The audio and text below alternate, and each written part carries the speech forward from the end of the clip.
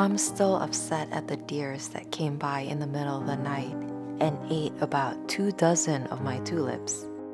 There are 80 bulbs planted here, and we only get a few weeks of bloom time, so every single tulip counts. In this flower bed, we're already seeing the Carnival de Nice. They're the white and red candy cane stripe ones. They're undeniably distinct and hard to mistaken. But I have to say that for the flower bed of this size, I'd rather stick with the more solid colored tulips. So I won't be reordering those for this flower bed again.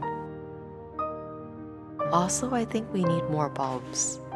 80 bulbs here is just too sparse.